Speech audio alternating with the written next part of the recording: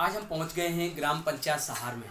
जैसा हम आपको बता दें, ग्राम पंचायत सहार कई उपलब्धियों को लेकर चर्चा का विषय बना रहा है। और सबसे बड़ी बात यह है कि छाता के नज़दीक है और छाता क्षेत्र अपने आप में एक पहले से ही प्रसिद्ध क्षेत्र माना जाता है और आजकल भी चर्चा का विषय बना हुआ है। लेकिन छाता की नहीं, इस समय बात करेंगे हम सहार ग्राम पंचायत की। और सहार ग्राम पंचायत में 5 साल में जो वर्तमान प्रधान जी विनोद सोनी जी हैं, उनके द्वारा क्या क्या विकास कार्यों की योजना यहाँ पे धरातल पे लाई गई और क्या उनके द्वारा प्रयास किए गए और किन किन क्षेत्रों में जो कई सालों से विकास से वंचित थे उनके द्वारा सुधार किए गए। आइए हम प्रधान से जानेंगे उनके जो विकास कार्य हैं, किस प्रकार का उनका कार्यकाल रहा और क्या क्या चुनौतियों को सामना करना पड़ा।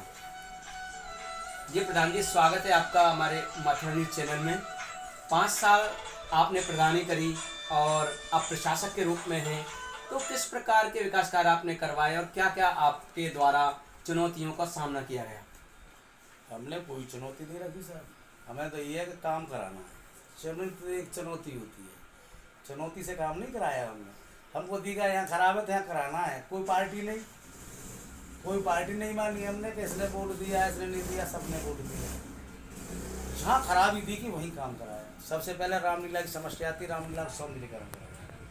रावण के पीछे उसमें आरसीसी जो खरंजराट है वो हमने ही कराया। उसके बाद में बगल में एक बहुत गंदगी रहती थी, अंबार कूड़े के पड़े रहे, लोग जगह बिल्कुल दाब रहे थे रामलीला की। कुछ तो उसमें से विलय हो भी गई है, दब गई है जगह। उसमें हमने तालाब के रूप में एक खुदाई कराई और उसमें सीढ़ियाँ बनवाई। उसका चारों तरफ से खंजरा निकाल करके सौंदर्यीकरण कराया। उसमें आज वनोवास के दिन नाप भी डाली हमने अपनी तरफ से, आज भी पड़ी हुई है। वनोवास जब राम जी जाते हैं तो उसी में जाते हैं, बड़ा अच्छा सौंदर्यीकरण दृश्य बनाया, तो उसका भी सौंदर्यीकरण कराया। उसके बाद में हमने स्वामी बाबा कुंड पे भी एक सौंदर्यीकरण कराया, जो हमारा प्राचीन कुंड है। उसमें नहाने से कुष्ठ रोग सही हो जाता है जी।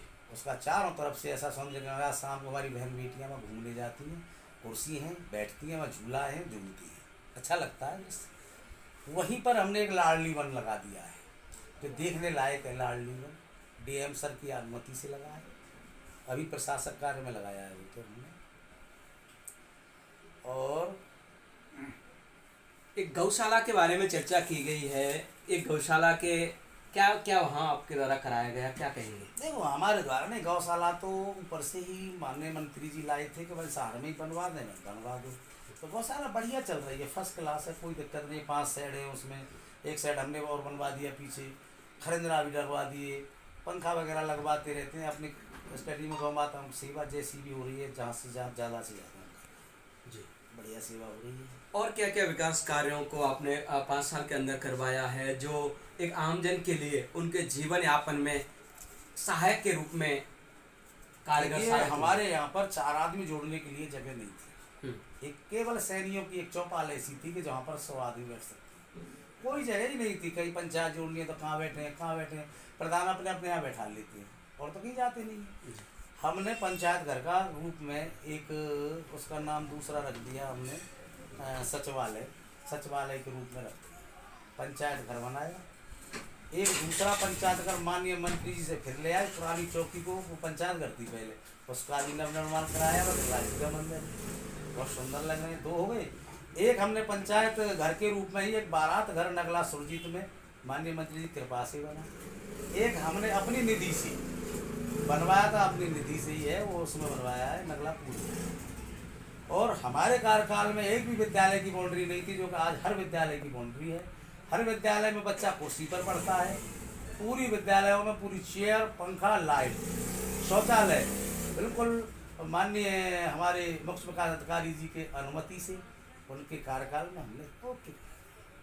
कोई बच्चा अभी नहीं कह सकता कि हम जमीन पर बैठेंगे, हमको टाट पट्टी है। प्रधान जी, देखा जाता है कई गांवों में शमशान से संबंधित समस्याएं अक्सर बनी रहती हैं। जब बरसात का समय आता है तो जो लोग सबको लेकर जाते हैं, कई जगह पानी से होकर गुजर रहे हैं, या कई जगह जब शव दाह किया जाता है तो ऊपर से बरसात आ जाती है। आपके द्वारा इस समस्या का निदान के लिए क्या कार्य किया गया। देखिए, शव दाह की तो इतनी बड़ी समस्या थी कि कई बहन बेटी बरसात में गुजर गई, कई समस्या एक्सीडेंट से मौत हो गई, एक भी नहीं था। माननीय प्रमुख जी वर्तमान में हमारे जो हैं उनसे हमने अनुमति ली, उनसे कुछ सहयोग लिया। आज दोनों शमशानों में थोड़ा सा तो वहाँ खंजरा बैठने लायक और दोनों में शवदाह पूरा लेंटर डाल के कंप्लीट करा दिया गया। अब ऐसी कोई समस्या का विषय नहीं है, लेकिन सौंदर्यकरण की कमी है, वो भी ईश्वर करेगा धीरे धीरे पूरी। एक और बात आम आदमी के जीवन में रहती है कि जल, पानी के बिना सब कुछ सूना बताया जाता है और शहर में पहले से पानी की बहुत किल्लत देखी गई है। कई बहन बेटियां सर पर मटके रख कर पानी लाती हुई देखी गई। कई बार हादसे भी हुए, कई गिर गई कीचड़ में खरंजों से ठोकर खा के। लेकिन इस समय पानी की क्या व्यवस्था है शहर में? हमारे यहाँ पानी की टंकी है, पुरानी है, 2011 में बनी थी। कुछ पाइपलाइनें क्षतिग्रस्त हो गई हैं। अब वो जो दूसरा जल नल कौन सा वो है, वो जो अपार गंगा मैया पार हो ना, बाकी वजह से उन पर थोड़ा सा कम काम है, पानी पहुँच रहा है, ऐसी कोई बात नहीं है। लेकिन कुछ लोग अपने शौकीनी, कोई मौनी बाबा आश्रम का पीता है तो कोई आरू का पीता है, वो एक मन पसंद है, पानी हर घर पर जा रहा है। तो ये जी प्रधान जी, बात करें शौचालय की, एक आज के समय में व्यक्ति विशेष की आवश्यक कह सकते हैं एक चीज हो गया है। शौचालय का किस प्रकार का आपके शहर में चलन है? कितने लोगों को आपने शौचालय उपलब्ध करवाए गए अपने 5 साल के कार्यकाल में, और कहाँ तक आपने इस शौचालय योजना को लागू कराया? देखिए, मेरे गांव में तो शौचालय जो मकान बनाता है वो पहले शौचालय बनाता है। मेरे गांव में 7 मंजिले हैं, वहाँ लोगों को शौचालय का थोड़ा प्रचलन कम है।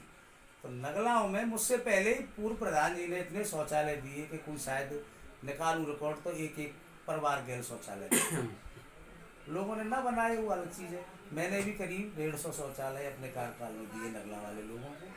कुछ ने बना लिए और कुछ ने अधिग्रह पटक लिए, उनको शौक ही नहीं है। क्या वैसे खूब कार्रवाई कर रहे हैं तो शौचालय में जाओ भाई, गंदगी नहीं कर जी, फिर भी जा रहे हैं लोग, बना रहे हैं। प्रधान जी, एक और चीज मैं आपको रोकना चाहूंगा। पानी जो घरों का यूज होता है कई बार रास्ते पे फैला हुआ मिलता है। बुजुर्ग, बच्चे, स्कूल जाने वाले और कई राहगीर जो दूसरी जगह से आते हैं, गुजरते हैं, देख करके बड़ा उनका मन विचलित हो जाता है। जल निकासी के लिए आपने शहर में क्या योजनाएं बनाई हैं? सर, मेरे यहाँ तो ऊपर गाँव में बहुत ऊंची ठीक है, यहाँ पर तो वैसे पहनना रुके हो। लेकिन फिर भी हमने जो गांव से बाहर नालियाँ थी, रामला ग्राम में होकर के बहुत बड़ी नाली बनाई है और पोखर में पानी चला जाता है। अब पानी सीधा पोखर को जाता है, पानी कहीं फैला हुआ आपको मिलेगा ही नहीं पूरे गाँव में। खंजरे भी इतने लगाए, जहाँ जहाँ कच्ची रास्ता आती, जहाँ लोग परेशान थे, हर जगह हो गई है। अब यूँ तो बड़ा गाँव है, एक आध गली कोई रह गई हो नहीं। हमने आप जान करके जहाँ अति आवश्यकता थी पहले वहाँ काम कराया, न कि हमने ये सोचा कि हमारा ये पराया, सब हमारे परेशानी का विषय जहाँ देखा वहाँ सबसे पहले काम कराया। जी, और प्रधान जी और सुनिए, जी जी जी जी, हमने हमारे नगलाओं में मंदिर का प्रचलन भी आया 2010 से। हमारे जो नगला हैं बंजारी समाज के, वहाँ एक सुरजित नाम मंदिर नहीं था, वहाँ हमने स्वयं अपने निधि से नहीं, अपने भाव से ही 1,85,000 रुपये की लागत से भोले बाबा का मंदिर विराजमान किया है। वहाँ लोग अब शाम को अच्छे बैठते हैं, पेड़ पौधा लगाए हैं, नल है, वहाँ शाम को बहुत लोग बैठते हैं, बड़े खुश होते हैं। जी, प्रधान जी, देखा जाता है कि हर बड़े या छोटे गांव में एक पार्क रहता है विशेष तौर से, जिसको सब संविधान निर्माता के रूप में जानते हैं, पार्क घूमने वाला। तो उस अम्बेडकर पार्क के विषय में क्या कहेंगे? आपके द्वारा भी वहाँ कुछ कार्य कराया गया है, ऐसा ज्ञात तो रहा है? ऐसा है, नगला तकिया हमारी जाटव समाज की बस्ती का है। उसमें हमसे पहले कभी पूर्व प्रधानों ने, हमारे पूर्व प्रधान जी थे, उन्होंने कोई ज़मीन अम्बेडकर पार्क के नाम से प्रस्तावित की। वो ज़मीन में लोगों ने भैंसे बांध दी, लड़ामनी बना दी, अपनी घेर ली। हमने जब रिकॉर्ड देखा थे तो अम्बेडकर पार्क है, मैंने भाई अम्बेडकर बाबा की ज़मीन खोद छोड़ दो, हम इसमें अम्बेडकर बाबा लगाएंगे। क्योंकि हमारे गाँव में ही नहीं है अम्बेडकर बाबा, 3 थोक हैं, तीनों थोकों में कहीं भी नहीं है। उन लोगों ने बड़े प्यार से हटा लिया। हमने बाबा का बहुत सुंदर प्रतिमा विराजमान की है, 10 बाई 12 के चबूतरे पर, और ग्रिल ग्रिल लगा के, पर्दा वर्दा लगा के सुंदर है। पार्क की बाउंड्री कराई है, खाली है, बहुत अच्छा लगता है, उसमें भी लोग शाम को बैठते हैं। जी, प्रधान जी, आपने पूरा 5 साल का सफ़र बताया है और उपलब्धियां बताई हैं। बस मैं आखिरी बात आपसे पूछना चाहूँगा, ये 5 साल जब आप कार्यकाल में बहुत व्यस्तता में लगे थे और कहते हैं एक प्रधान के लिए 5 साल सही सलामत या हंसी खुशी गुजारना बड़ा चुनौती का विषय रहा है। तो लोगों के आपसे कैसे संबंध रहे? देखिए, लोगों के संबंध तो कैसे भी हो, अपने संबंध अच्छे होने चाहिए। हमारे सबसे बढ़िया संबंध है, हमारी किसी से लड़ाई नहीं है। अब गांव में 500 भाई हम रह रहे हैं, 500 में 10 हमारी खिलाफियत करें, कोई बुराई का विषय नहीं है। खिलाफियत भी होनी चाहिए।